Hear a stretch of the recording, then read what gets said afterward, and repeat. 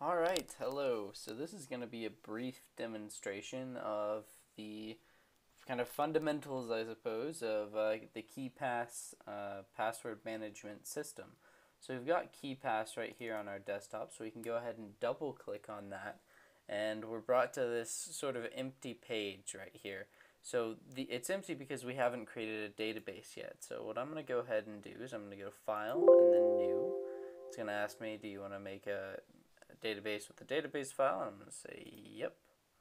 And then I'm going to go ahead and go to desktop, and we're going to call it JC database. Alright. Then for the master password, I'm not going to put anything too simple, or I'm not going to put anything too terribly complex. And that should be good for that, and that's what I'll use when I'm logging on. 44 bits, it's not a great password.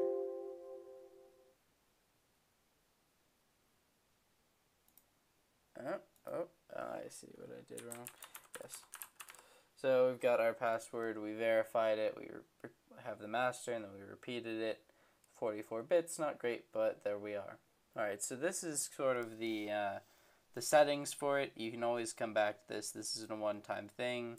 Got the different security things. Most of the default things are just going to be just fine for what you're using. Yeah, you shouldn't have any issues if you just leave it the way it is. So I'm just going to go ahead and, well, I'll go ahead and just say, so this is just the database name. It's not the name of the file, but when I open the database, it'll have a nice little title for me. So I'm going to go ahead and click OK. And I'm not going to print the emergency sheet. What the emergency sheet has is just all of this information. You can write down what your master password is, etc. So we're going to go ahead and skip that for now. Alright, so now we've got our database opened up. Now you can see there's the name of our database, and we have these different tabs on the left side. So right now there's only two sample entries, sample entry 1 and sample entry 2, and I'm going to go ahead and make this a little bit bigger so it's easier to see. And what these sample entries have are a username, a password, and then a URL.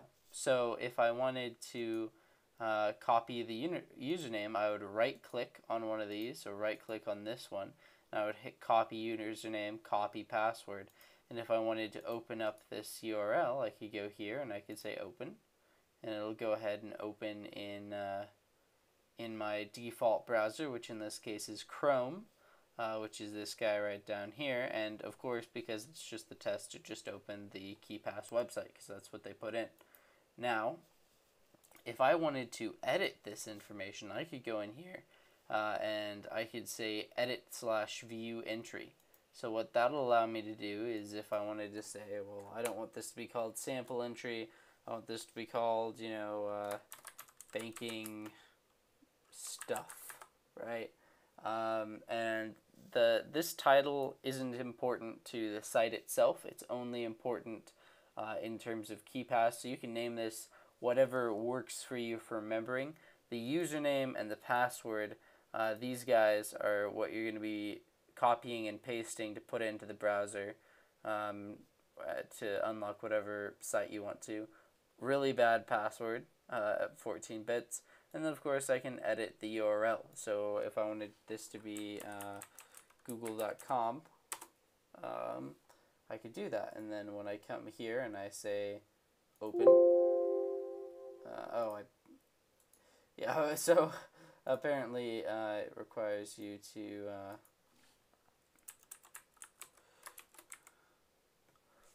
go ahead and add the full, let me just double check on this, Google.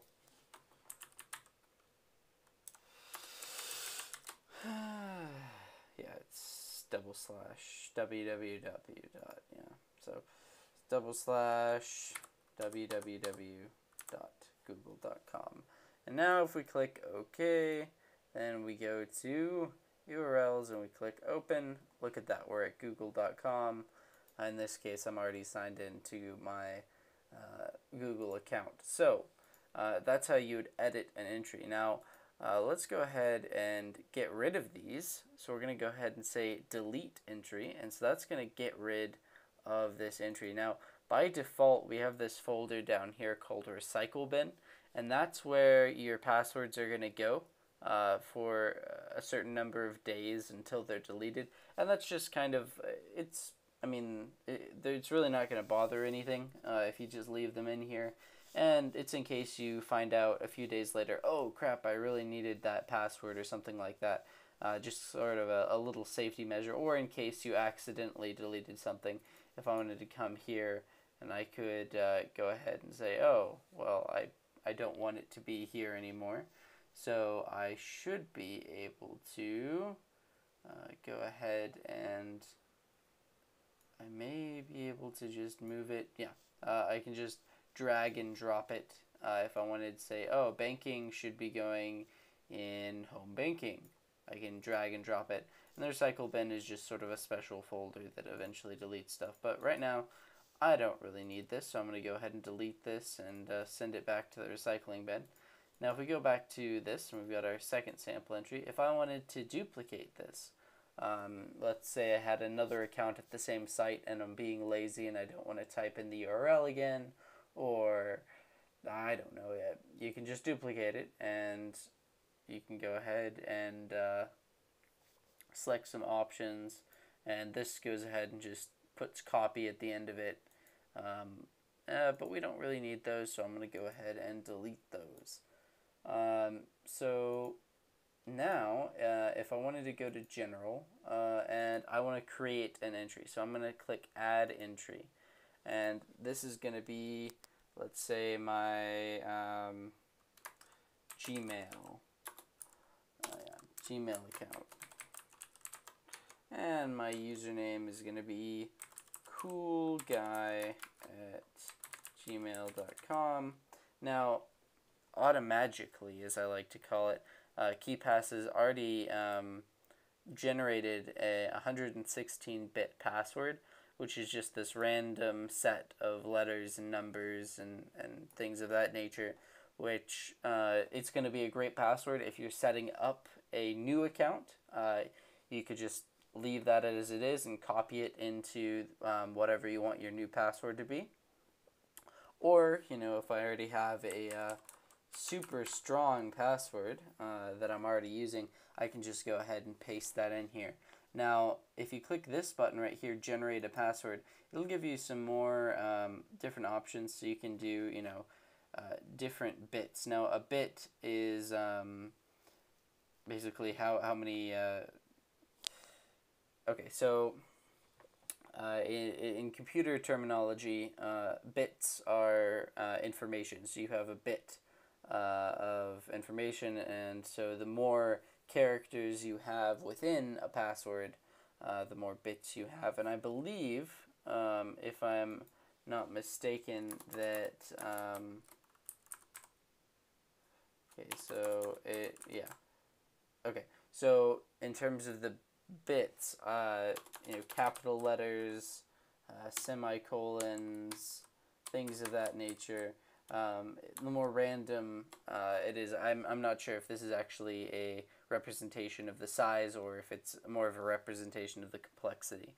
But in any case, I could generate a giant, 256-bit password, or a 40-bit, or anything from that. I can derive from a previous password. So if I had, password here, and then I go ahead and click derive from a previous password, it creates something that's the same length with a few different jumbles around. It may be more useful or less useful, depending on what you're doing. Or I can open up the password generator, and so you can select, a lot of sites say, we need it to be 8 characters long, have some special symbols, and have some numbers. So I can go ahead and I can say, okay, we want uppercase, we want lowercase, we want digits, and we want some special characters. And then I can, mess with this. But generally just, clicking the one of these, just 40, 128, or 256 is perfectly fine. For most things, 128-bit is just fine. Some websites may not like a 256-bit password because it may be too long. In that case, use 128 or 40. Then, of course, I could put in, gmail.com, or probably it would like me better if I said www.gmail.com. And then, of course, I could put in that, this is my school email, and the security question is, what's your childhood pet's name? And I could say, it was, I don't know, Sam the cat, right? So you can add in little notes that can be useful if, security questions, or what this is, or things of that nature. You can also put in an expiration date.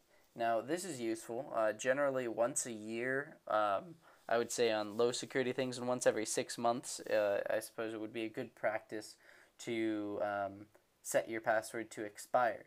So what this would do is, if I wanted it to expire at a certain date, which I can set right here, when that date occurs, and then I open Keepass, it'll prompt me and say, hey, you need to make a new password for this. So that's rather useful. So I can click OK, and now I have this in here. And I can keep creating entries. I can duplicate things like I've shown. Now, by default, we've got our general, Windows, network, internet, email, and home banking. And these are all part of my general database right here. So let's say I have a different thing. Like, for instance, I wanted to add a group, and I'm going to call it social. I spelled that wrong. Social, if I can spell it right, media. So I'm going to call it social media. And then, of course, I can add an entry, Facebook, right? Whatever I want to do. Then it's as simple as copying your username, copying your password, or if a site contains your username and then on the same page directly below it your password, you can generally perform an auto type, but some websites don't like that as much. So what we're going to go ahead and do is we're going to close this down, and we're going to go ahead and save the changes. That's very important to do. So now we have this, which is my database. It's a KDBX folder, which is the key database something. It's the proprietary, maybe it's not proprietary. It's the file that is being used by the database and is encrypted. So if I double click on this, it's going to ask me for my master password. So I'm going to go ahead and put that wonderful password in, and now I have access to all of my very important passwords. Now I have this, and this is a standalone file. So if I had a different computer that had Keepass on it, I could go ahead and move that to that computer and then open it. It's kind of, you can imagine, this isn't a great analogy, but if you have a URL for a web page, google.com or whatever, it's not showing up here, but if you have google.com, you can copy that and move it to a different computer and open the browser and paste it, and it still goes to google.com. So that's rather handy. This is all just, totally self-sufficient. So what I'm going to go ahead and do is I'm going to paste a copy of this, and I can rename it however I want. Now, the important thing to note is if I change something in this copy, it's not going to change in this copy. So you want to have what's called version control. So you want to make sure I may put in this when I last updated it. So, right now it's 9/7/2018. So I might put, 9/7/2018. And that way I know when it's updated, so I can compare, oh, this one was updated 3 weeks ago, and this one's the newer one, so that's probably the one I want to use. But now that I have this folder, what I'm going to go ahead and do is, this is not, because it's standalone, and this is just this file. There's no company backing it up or anything like that. If your computer dies or your house burns down and you've only got it on this computer, you're sunk. You can't get your passwords unless you somehow find a way to fix your computer, or sift through the charred remains of your once beloved household objects and try to get it to work. But likely as not, you don't want to have this situation where you only have one copy of something on one computer in one geographical location. So what I like to do is, number one, you have it on different computers. So I might have this on this computer, and then I also have it on an external storage drive, or I might even have it on my phone. Phones can generally hold files and things of that nature. And I might have it on a different computer just for the ease of access. But to basically make this geo-independent in terms of in case your house burns down or something, what I like to use is Google Drive, because it's free. Most people have a Gmail account. It's probably the most popular email. And with that Gmail account, you also get this Google Drive. So when you're signed into your Google account and you go to google.com, you see these this row of 9 squares right here. And then you see your Google Apps. So I'm going to go ahead and click on Drive. So my drive is full of stuff.